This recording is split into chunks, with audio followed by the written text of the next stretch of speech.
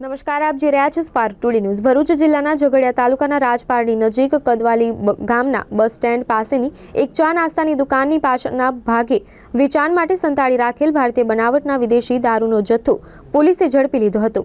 રાજપારડી પોલીસમાંથી મળતી વિગતો મુજબ રાજપારડી પીઆઈ એચબી ગોહિલના માર્ગદર્શન હેઠળ પોલીસ ટીમને પોલીસ મથક વિસ્તારમાં પેટ્રોલિંગ દરમિયાન બાતમી મળી હતી કે કદવાલી ગામનો વિશાલ ચીમનભાઈ વસાવા કદવાલીના બસ સ્ટેન્ડ નજીક ચા નાસ્તાની દુકાનના પાછળના ભાગે ભારતીય બનાવટનો વિદેશી દારૂ સંતાડી રાખીને વેચાણ કરે છે।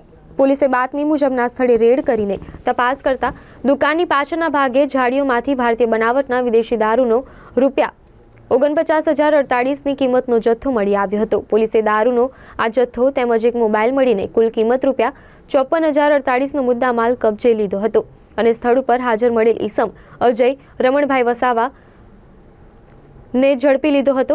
આ સાથે જ આ ગુના હેઠળ અજય વસાવા તેમજ અન્ય ઈસમ વિશાલ ચીમનભાઈ વસાવા જિલ્લા ભરૂચના વિરુદ્ધ ગુનો નોંધી કાયદેસરની કાર્યવાહી હાથ ધરી હતી।